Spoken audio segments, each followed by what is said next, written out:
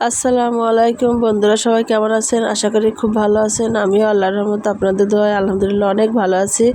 আমি আজকে নতুন একটি রেসিপি নিয়ে আপনাদের সামনে হাজির হয়েছি। রেসিপিটি হচ্ছে গরুর মাংস দিয়ে বিরিয়ানি রান্না করা। আমার বাচ্চারা খুব বায়না ধরেছে, আম্মু বিরিয়ানি খাবো, তাই তাদেরকে আমি বিরিয়ানি রান্না করে দিলাম। সেজন্য আমি প্রথমে মাংস কেটে নিয়ে নিলাম। মাংসটাকে কেটে আমি সুন্দর করে ধুয়ে নিয়েছি। এতে এখন মশলা দিয়ে দিতে হবে। আমি আদা বাটা, জিরা বাটা, রসুন বাটা বেটে নিয়েছি, সেগুলোকে এক এক করে দিয়ে দিলাম। প্রথমে আদা বাটা, জিরা বাটা, রসুন বাটা দিয়ে দিলাম। এরপরে দেব টক দই। আমি এর জন্য 100 গ্রাম টক দই নিয়েছি। এরপরে আমি দিয়ে দেব মরিচের গুঁড়া। এরপরে কিছু পরিমাণ লবণ দিয়ে দিলাম।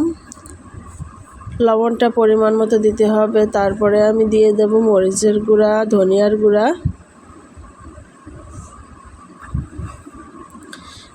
এই যে আমি মরিচের গুঁড়া দিয়ে দিলাম।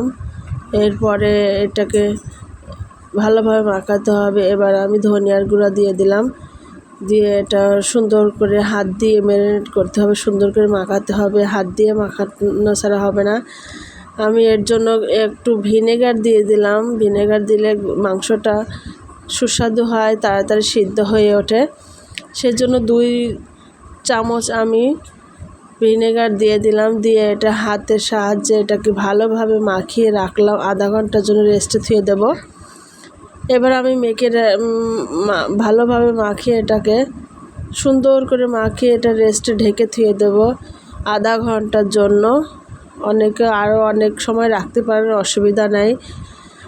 আমি 4-5টা কাঁচামরিচ কেটে দিয়ে দিলাম। আমার এতে টমেটো সস দিতে ভুলে গেছি, এটা আমি পরে অ্যাড করে দিয়েছি, আপনারা দেখতে পাবেন। আমি রেস্টে রেখে দিয়ে মশলা করতে চলে গিয়েছি। মশলার জন্য আমি নিয়েছি গোলমরিচ, তেজপাতা, লবঙ্গ, ছোটো এলাচ, জয়ত্রী, জয়ফল, দারচিনি, বড় এলাচ, জয়ফল আর কিছু পরিমাণ জিরা।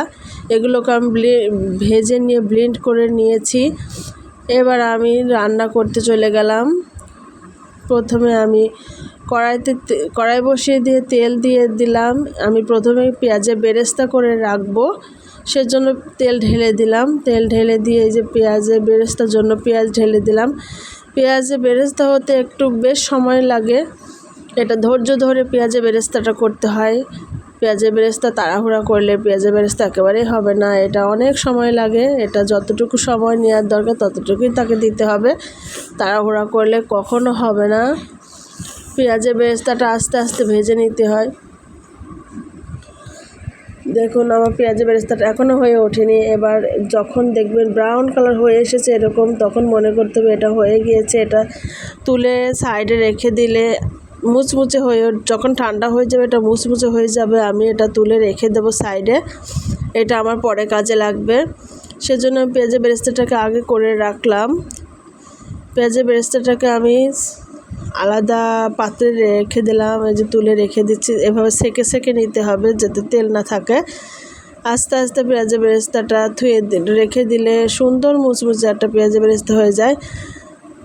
এবার আমি মাংসটা চড়াবো। মাংসের জন্য পেঁয়াজ কেটে নিয়েছি, লবঙ্গ, দারচিনি আর তেজপাতা নিয়ে তেলের ওপর দিয়ে দিয়েছি। দিয়ে এবার আমি মাংসটা দিয়ে দেব। আমি সব মশলা দিয়ে যে মাংসটা ম্যারিনেট করে রেখে দিয়েছি সেই মাংসটা আমি ঢেলে দেব।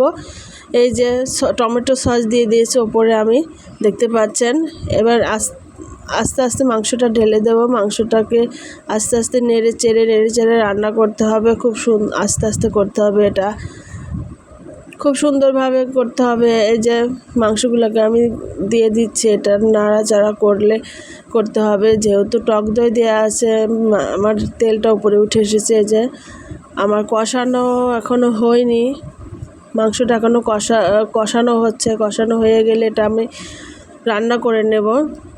এই যে আমার প্রায় কষানো হয়ে গিয়েছে, কষানো হয়ে এসেছে মাংসটা।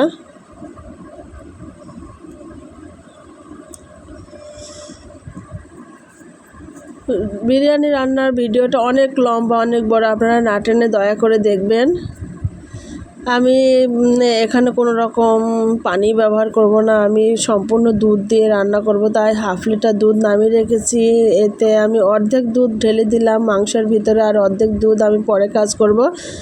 আমি কিছুটা পরিমাণ কেওড়া জল দিয়ে দিলাম, যেহেতু আমি বিরিয়ানি করব সেজন্য কেওড়া জল দিতেই হয়, এবং কেওড়া জল দিয়ে নেড়েচে নিলাম। এবার আমি একটু ঘি দিয়ে দেব, ঘিটা হচ্ছে অরিজিনাল ঘি, আমার বাসায় করা ঘি।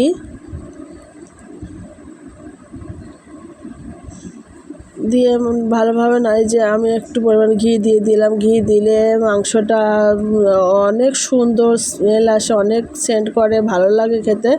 আপনারা বাসায় একবার হলো ট্রাই করে দেখবেন কতটা টেস্টি হয় এভাবে বিরিয়ানি রান্না করে খেলে। বিরিয়ানির জন্য মাংসটা আমার হয়ে গিয়েছে, মাংসটা আমি সাইডে রেখে দিয়ে এবার পেঁয়াজ দিয়ে দিলাম। এটা আমি চাল ভেজে নেব, এর জন্য আমি পোলাও চাল নিয়ে নিয়েছি। পোলাও চালের জন্য পেঁয়াজ দিয়ে পেঁয়াজটা বেরেস্তা হয়ে আসলে তখন চালটা ঢেলে দিতে হবে। চালটা এবার আমি ঢেলে দেবো। আমি চালটা চুলায় ভেজে রাইস কুকারে রান্না করে নেব। রাইস কুকারে আমি পানি বসিয়ে দিয়েছি। আমি এখানে 1 কেজি চাল নিয়ে নিয়েছি। 1 কেজি চালের জন্য আমি 2 লিটার পানি ব্যবহার করেছি। 2 লিটার পানি আমি রাইস কুকারে বসিয়ে দিয়ে এসেছি গরম হতে। পানিটা এদিকে ফুটতে লাগবে, আর এদিকে আমি চালটা ভেজে নিয়ে দিয়ে আসবো। ফুটা হয়ে গেলে, পানি ফুটে গেলে, এই যে পানি ফুটে গিয়েছে, আমি চাল দিয়ে দিয়েছি। এতে একটু ঘি দিয়ে দিলাম। ঘি দিলে পোলাও ভাতটা অনেক সুন্দর হয়, অনেক নরম তুলতুলে হয় এবং অনেক সুন্দর সেন্ট করে। এবার আমার আসল কাজের জন্য ভাতটাকে আমাকে দমে দিতে হবে। দমে দেওয়ার জন্য আমি একটু 1 পোয়া দুধ নিয়ে নিয়েছি। দুধে 2 চা চামচ কেওড়া জল দিয়ে দিলাম, গোলাপ জল দিয়ে দিলাম 1 চা চামচ। এটাই আসল কাজ বিরিয়ানি রান্না করার। 1 চা চামচ গোলাপ জল, এবং এটা হচ্ছে মিঠি আতর। মিঠি আতর না দিলে বিরিয়ানি জমেই না। মিঠি আতর অপশনাল নয়, মিঠি আতর অবশ্যই দিতে হবে। 2-3 ফোঁটা মিঠি আতর দিয়ে দিলে এটা অনেক ভালো সেন্ট স্মেল আসে। এই উপাদানগুলো বিরিয়ানির জন্য দিতেই হয়। এগুলো দিয়ে এবার আমি দুধটাকে নেড়ে চেড়ে গুলিয়ে নিলাম। এবার আমি হাঁড়িটা বসিয়ে দিলাম। হাঁড়ির উপরে মাংসের যে তেলটা উঠে আছে সে তেলটা আগে ঢেলে দেব। দিয়ে এতে আমি 1 লেয়ার পোলাও ভাত দেব। তারপরে আমি আবার মাংস ঢেলে দেব। দেখতে থাকুন।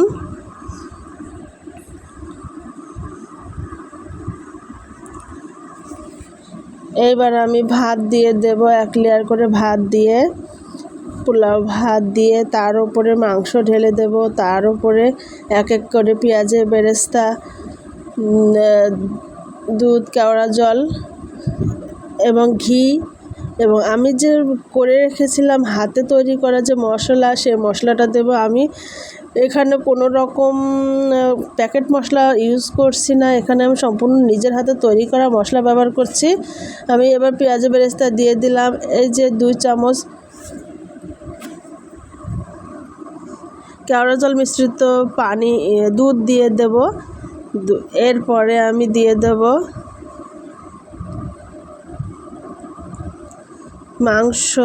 মাংসটা উপরে দিয়ে দিতে হবে। দিয়ে তার উপরে ঘি দিতে হবে এবং মশলা দিতে হবে। এই যে এভাবে আস্তে আস্তে করে দিয়ে নিতে হবে, তাড়াহুড়া করলে চলবে না। এটা আস্তে যে আমি যে হাতে তৈরি করে রেখেছি মশলা, সেই মশলাটা আমি ছিটিয়ে দিচ্ছি। এখানে চারিদিকে সুন্দর করে ছিটিয়ে দিতে হবে। দিয়ে এর ওপরে 1 লেয়ার ভাত দিতে হবে। এই যে আমি ঘি দিয়ে দেব, 2 চা চামচ ঘি। 1 লেয়ার করে ভাত, তার উপরে মাংস, তার উপরে ঘি, কেওড়া জলের দুধ এবং ওই মশলা দিয়ে ছিটিয়ে নিতে হবে। এভাবে আমার 4টা লেয়ার হয়েছে। আস্তে আস্তে আমি 4টা লেয়ার দিয়ে দিয়েছি। 4টা লেয়ার দেওয়া, এই যে এটা শেষ লেয়ার, এটা 4 নম্বর লেয়ার। এই 4টা লেয়ার করেছি আমি। এর ওপরে আর মাংস দেওয়া যাবে না, মাংস দেওয়া শেষ হয়ে গিয়েছে। এবারে যে এর ওপরে আমি ভাত দিয়ে মাংসটাকে ঢেকে দিচ্ছি। তার ওপরে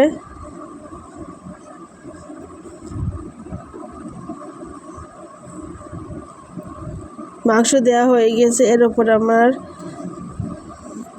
ভাত দিয়ে এটাকে আমি ঢেকে দেবো। এভাবে আস্তে আস্তে এটা করতে হবে। এই যে আমি মশলা ছিটিয়ে দিচ্ছি, এভাবে পুরো 4টা 5টা লেয়ার হয়েছে আমার। যতটা লেয়ার হবে ততবারই ঘি, মশলা, দুধ এভাবে একটু একটু করে ছিটিয়ে ছিটিয়ে দিতে হবে। এর ওপরে আমি ভাত দিয়ে, তারপরে আমার লেয়ার সম্পূর্ণ হয়ে গেল।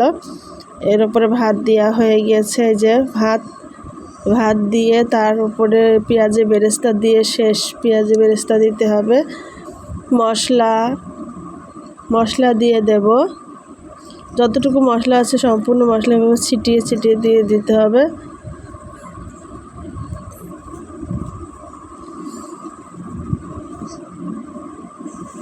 একটু ঘি দিয়ে দিতে হবে।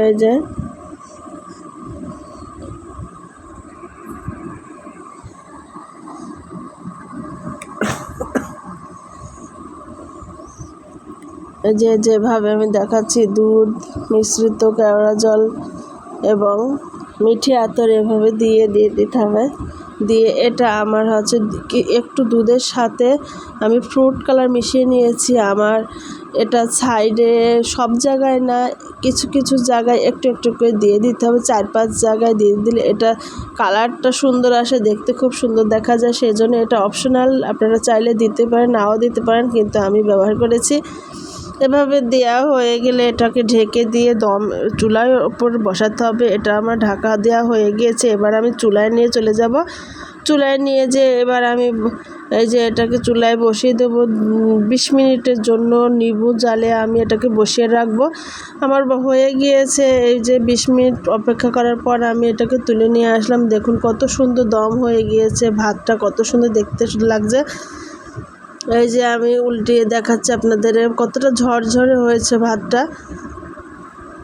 দেখুন আপনারা বাসায় একবার হলে ট্রাই করে দেখবেন কতটা টেস্ট হয়েছে। আমার বাচ্চারা তো এই বিরিয়ানি ভাত খেয়ে তারা আমাকে 2 গালে 2 জনা চুমু খেয়েছে যে আম্মু ইজ দ্য বেস্ট করছে। এটা বলছে অনেক ভালো হয়েছে। ভিডিওটি ভালো লাগলে লাইক কমেন্ট শেয়ার করবেন এবং ভালোবেসে পাশে থাকবেন, সাবস্ক্রাইব করবেন। আল্লাহ হাফেজ।